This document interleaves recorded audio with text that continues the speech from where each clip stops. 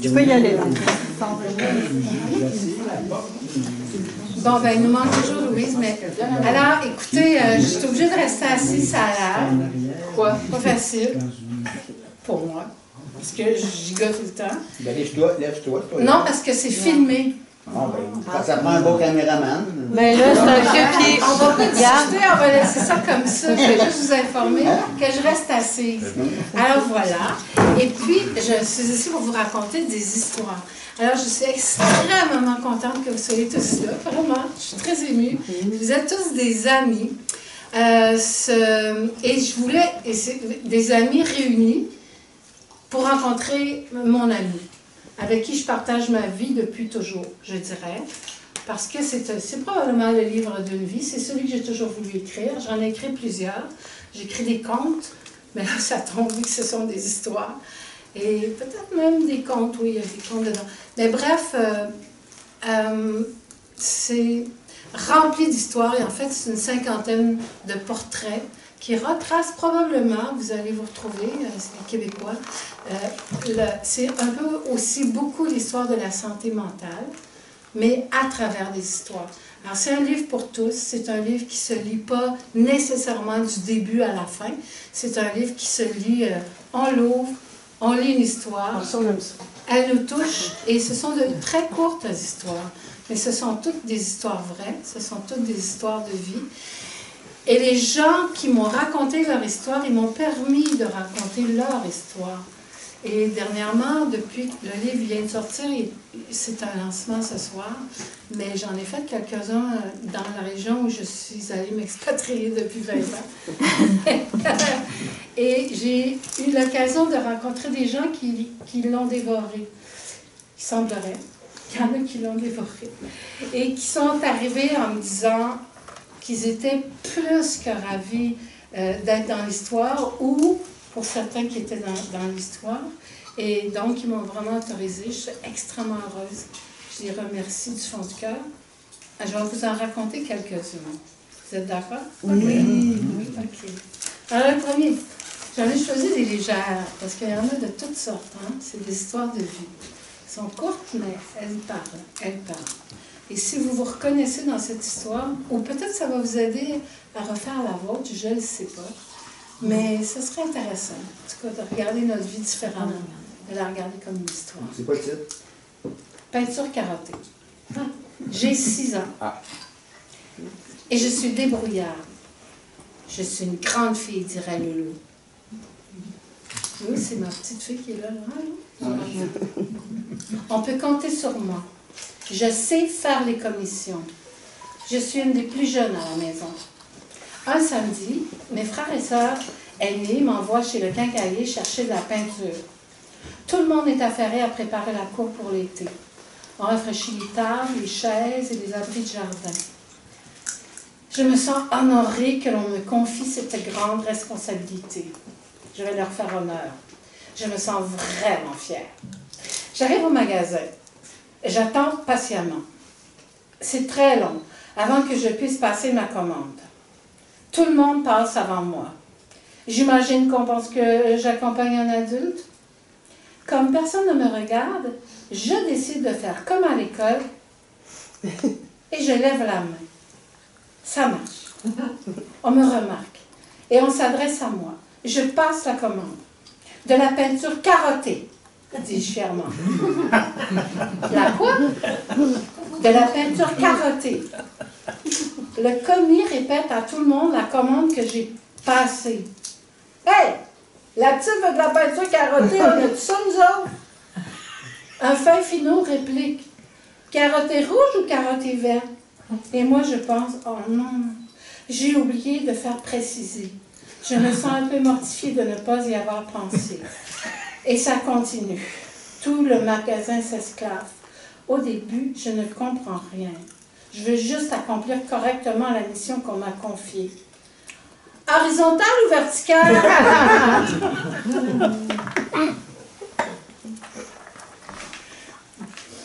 Assez par cœur, mais il faut quand même. Comme ce sont des mots que je ne comprends pas, on m'explique. Carotter sur le sens de la largeur ou de la longueur.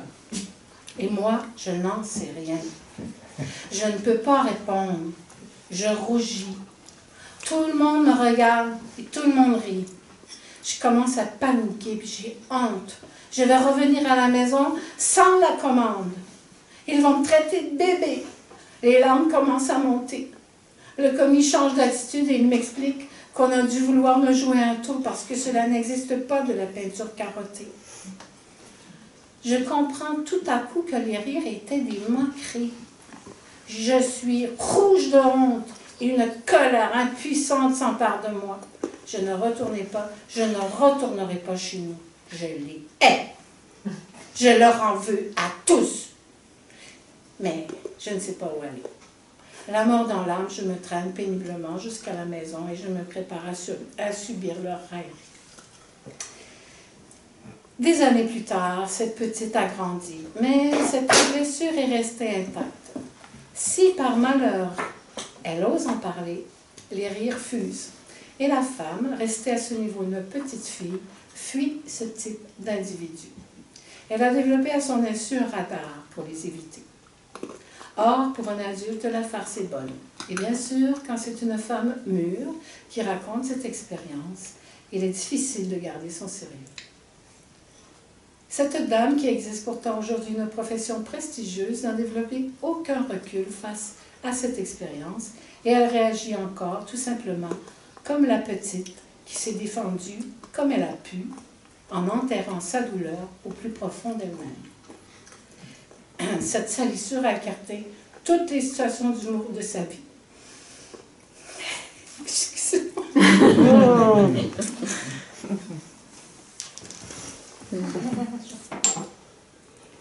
Ça, c'est pour passer à travers. Je suis vraiment choquée. Et c'est même pas moi, c'est la quoi? petite fille, donc encore. Qu'est-ce que c'est? Une potion. Ah, c'est du bon. L'élixir à Jacques? C'est les fleurs de fleurs. Ça vient de la SQDC. Ah, c'est bon.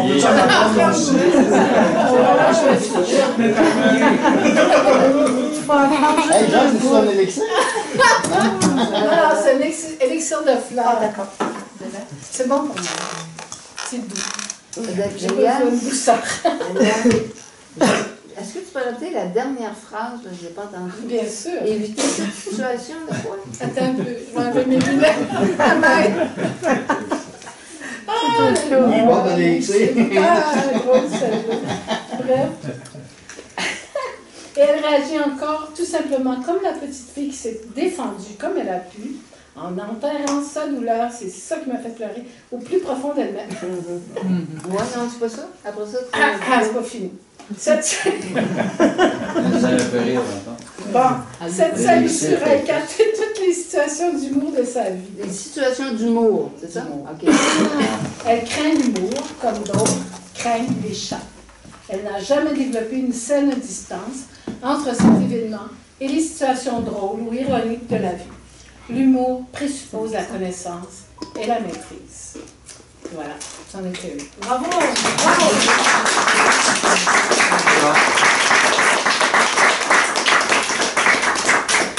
En voulez-vous une autre? Oui, Oui, oui, oui. mais avec autant d'émotion, s'il vous plaît. Merci.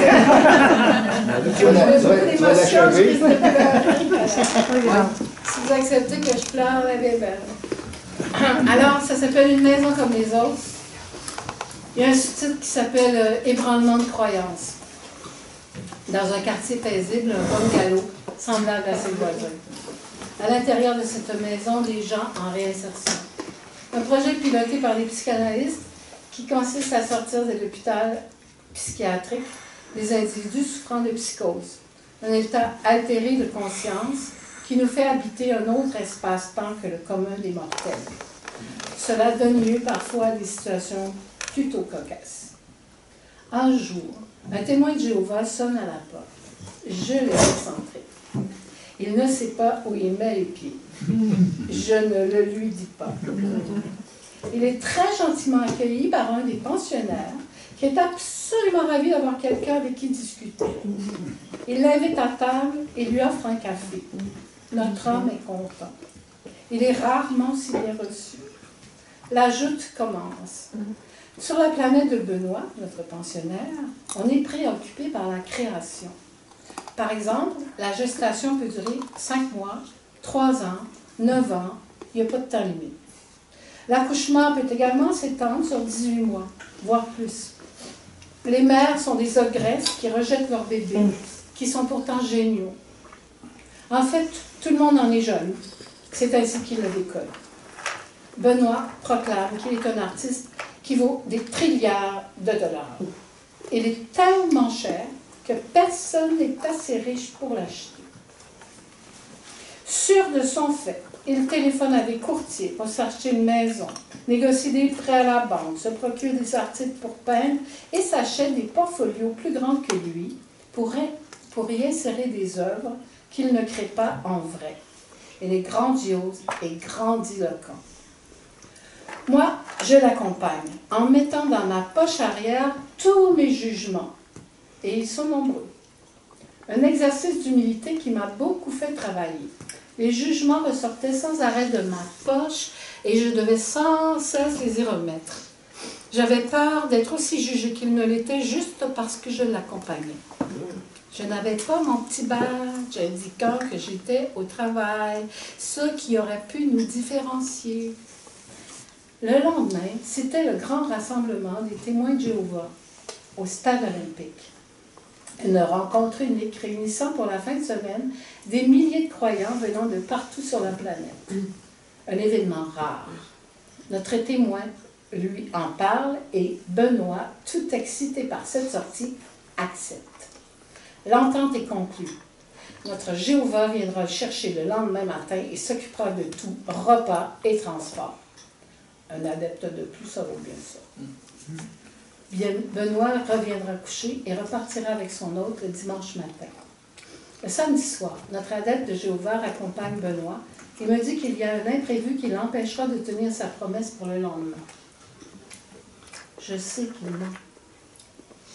Il s'est probablement rendu compte de sa différence. Et moi, je décide de tester un peu ses croyances. Dites-moi la vérité, vous le rejetez pourquoi, au juste? Ce n'est pas un bon élément? Benoît me dit qu'il a vraiment adoré sa journée. Je croyais que le mensonge était proscrit dans votre religion. Pauvre R, je le comprenais très bien, mais je voulais voir jusqu'où son humanisme s'étendait. Ses limites étaient prévisibles, tout comme les miennes d'ailleurs. Qui peut se proclamer d'être sans jugement? Bravo. Bravo.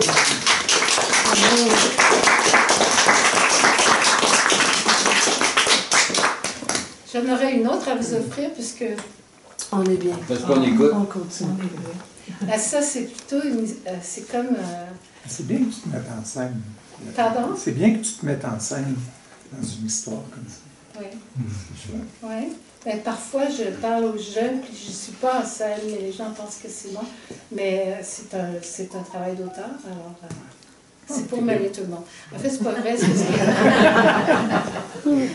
parce que je raconte des histoires de vie. Alors, on a tous une vie, puis on a tous été enfants, puis chaque histoire est vraiment différente, mais on est tous des humains. Alors, je me suis dit, si j'écris au jeu, c'est plus facile pour moi. Souvent plus facile, pas toujours, mais parfois, je trouve que ça aide à faire comprendre le personnage, ce qu'il vit. Alors, c'est un choix que j'ai fait d'écrire au jeu pas mal tout le temps. Voilà. Là, celui-là, c'est sur le couple, comme il y a pas mal de gens ici qui sont probablement en couple, qui l'ont été, ça c'est sûr. Je me suis dit que pourquoi pas vous raconter cette métaphore. Ma pratique m'a amenée à travailler avec des couples. En passant, c'est terminé. Je ne travaille plus. On n'ira pas. Pourquoi? Pourquoi? Quelqu'un qui peut répondre à ça, facile. C'est plat. Hein? C'est plat. Tout le temps la même histoire. Chacun à la fois. C'est plat. Ça, je dis. Mais c'est pour ça Tu vas que pas je jusqu'au viens de- fond. Mon bureau est trop Chacun met ses petit pour limites. avoir 2 adultes qui se chicanent en même temps. C'est fini. C'est l'ouvrage.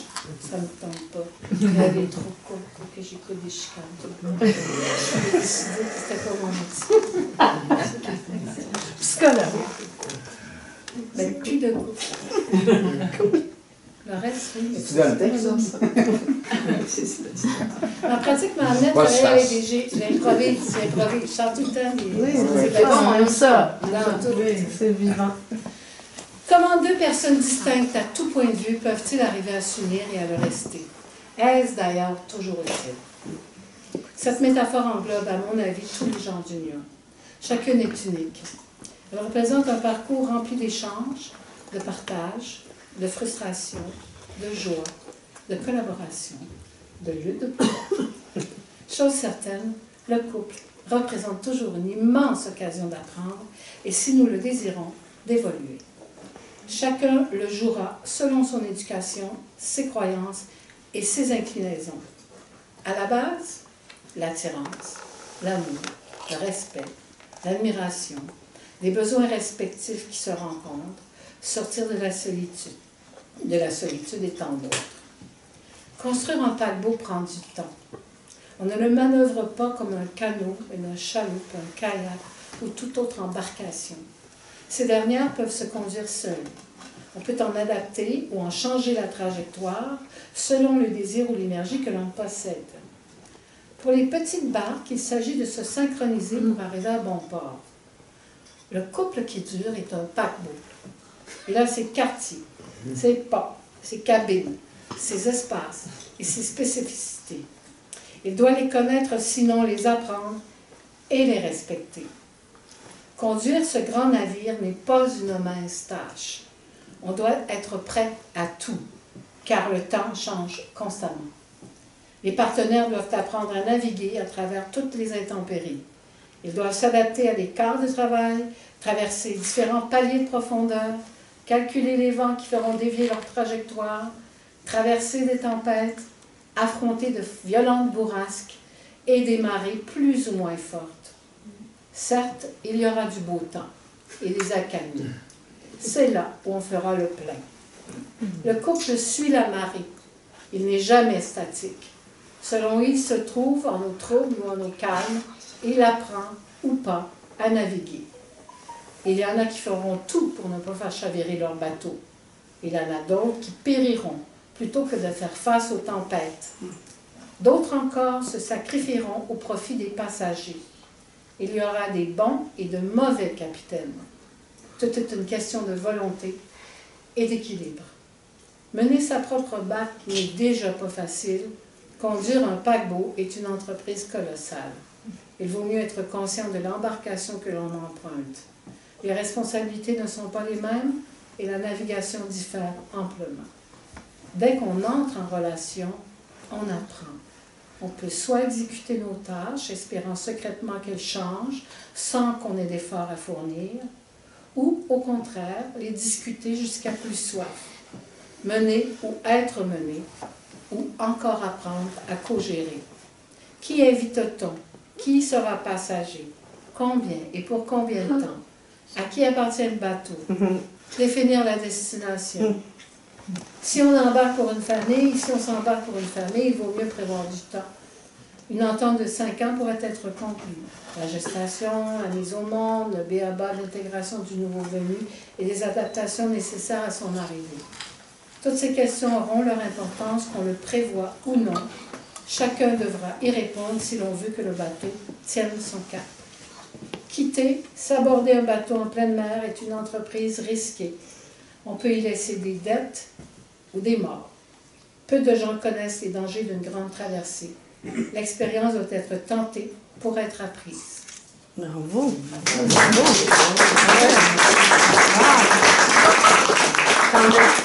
T'en as écouté la chicane? Ah, T'en as écouté la chicane? j'en ai écouté la chaîne. Non, mais Bravo! ça fait 25 ans que je suis en couple. Ça, Aussi. c'est une expérience. Ah, c'est bon, moi je veux lire tout le reste. Continue. Oui, oui, c'est plein d'histoires. Encore. Je sais pas. Qu'est-ce que vous voulez que je continue? J'aimerais peut-être acheter une livre. Faut que t'arrêtes, on n'aura pas besoin de le lire. Ouais, c'est vrai. Alors, dans ce livre-là, je parle aussi de choses que les psychologues, auxquelles il y a, beaucoup de psychologues sont confrontés, mais ils n'ont comme pas le droit de le dire. Vous savez, c'est le secret professionnel. Ben, moi, j'ai décidé de parler des choses qui sont cachées, qu'on ne dit pas, qu'on n'explique pas. C'est vraiment un livre pour tous, évidemment pas pour les enfants, je ne demanderai pas, mais quand ils vont être grands, ils vont comprendre bien des choses sur leur propre vie à eux, sur leur histoire à eux, probablement, je suis certaine en fait. Et puis, même moi, j'apprends de ce livre-là, je l'ai écrit comme presque en état de, comment dire, transe. Ouais. Des petites gouttes, c'est ça, je pense? Ouais.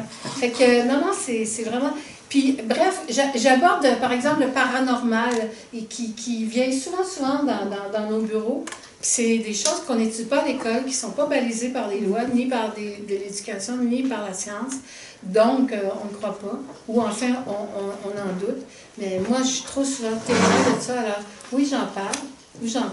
Ce livre-là, avant qu'il soit édité, a été lu par deux ben, je les remercie dans mon livre, là, mais un psychiatre qui a une renommée absolument internationale, qui a 86 ans aujourd'hui, qui a passé sa vie à écrire, à jouer avec des enfants, parce qu'il est psychiatre et pour enfants.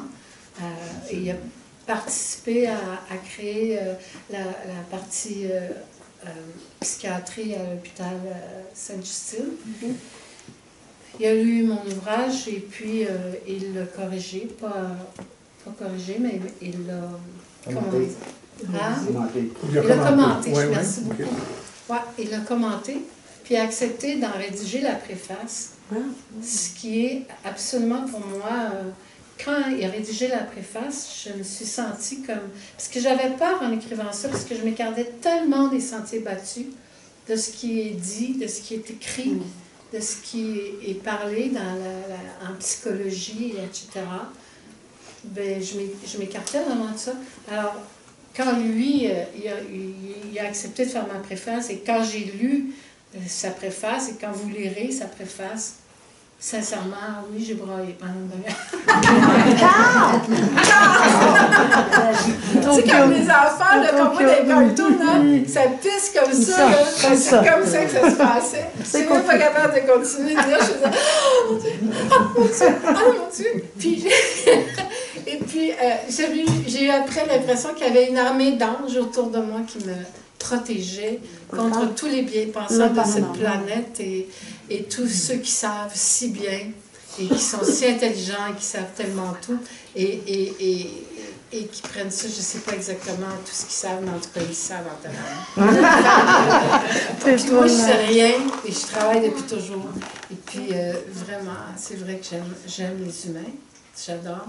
Et puis, même s'ils sont épouvantables et qu'on peut les haïr, on a le droit aussi, mais on peut aussi trouver des solutions pour notre propre vie, c'est notre chemin. Alors voilà, il s'appelle Michel Lemay, puis il y en a un autre, Michel Kiroy, qui est aussi une tête pensante, quelqu'un d'extraordinaire, qui lui aussi a lu ce livre et les deux m'ont remercié.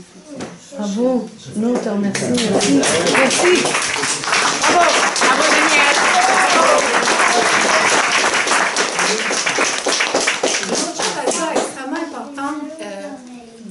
Bruno qui nous accueille avec Fabienne ici. Je trouve ça vraiment extraordinaire parce que moi je vis avec un peintre, puis je suis toujours entourée de peinture, puis je travaille avec autour de plein d'outils. Ben là, je suis comme chez nous. C'est fantastique. Puis c'est arrivé tout seul, tu sais, ça s'est fait là, vraiment. C'était vraiment génial. Ça s'appelle Le Livre Voyageur. L'atelier du livre voyageur. Moi qui aime les livres là, depuis toujours, que je passerai ma vie dans puis j'adore les librairies usagées. Ça a toujours été. Fait que j'aime ça. Parce qu'il y a des trésors, il y a de l'âme ici. Je l'ai vu, parce que je suis venue au tout début, puis commençait, puis c'était pas encore installé. Là, j'arrive 7 mois plus tard. Tu reviendras dans 2 mois. Mais bref, tout ça pour dire que ce livre-là, si vous l'aimez, si vous le parcourez, si vous l'aimez, voulez-vous en parler? Je veux qu'il voyage, ce livre-là. Je veux qu'il se promène. Puis je trouve que la métaphore est extraordinaire d'être ici avec ce titre-là, le livre voyageur. Faites-le voyager. Si vous connaissez des gens dont le métier est d'écrire sur les livres, dites-leur qu'il faut qu'ils lisent ça. Parce que ça fait du bien à l'âme, je suis certaine. Ça fait même du bien à mon âme. C'est mon ami, c'est pas moi. C'est mon ami. Fait que j'ai pas de misère à parler pour les autres.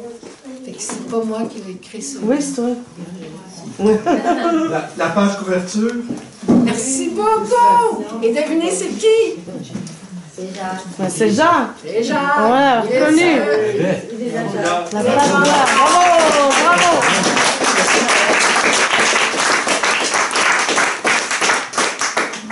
Merci. C'est un peu mon histoire, ce dessin-là. C'est le grand pont entre la ville et la campagne. Et le petit gars qui grandit, qui vieillit. Puis c'est lequel? Et comme quand on s'est rencontrés, je vivais à la ville, ben, il est venu me chercher à la ville pour m'emmener en campagne. Et voilà. Il a bien fait ça. C'était mon histoire un peu. Bravo. Bravo.